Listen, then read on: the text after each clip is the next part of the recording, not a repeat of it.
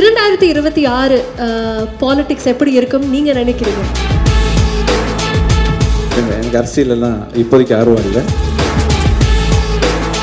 2027 வந்து Vijayan film corporation வந்து public லிமிட்டடாக மாறப்போகுது.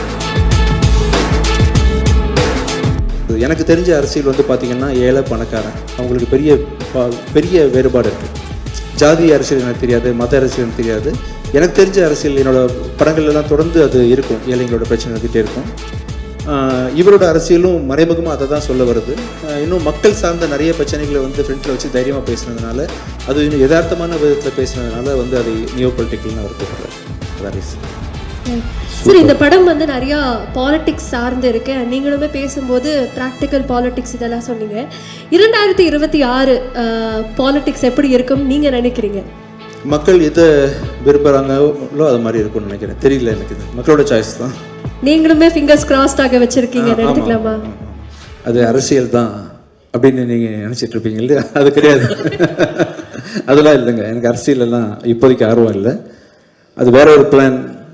இப்போ நிறைய யங்ஸ்டர்ஸ்க்கு வந்து ஆப்பர்ச்சுனிட்டி கொடுக்கறதுக்காக நான் வந்து தேடி இப்போ இன்ஃபேக்ட் நம்ம ரோமியோ டைரக்டர் விநாயக்கெல்லாம் நான் தான் கால் பண்ணி கூப்பிட்டேன்.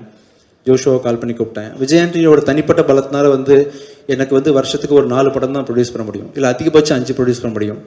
பட் இன்னும் நிறைய பேருக்கு உதவி பண்ணணும், நிறைய புது இயக்குநர்களை ஊக்குவிக்கணும், நல்ல கண்டென்ட்டை நிறைய லாங்குவேஜஸில் கூட ப்ரொடியூஸ் பண்ணணும்னு ஆசை இருக்குது.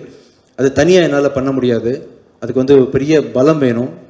அந்த பலம் வந்து தனியாக எனக்கு கிடைக்காது. அது விஜயாண்டி ஃபிலிம் கார்பரேஷன் வந்து பப்ளிக் லிமிட்டடாக மாறினா தான் கிடைக்கும். அப்படின்றதுனால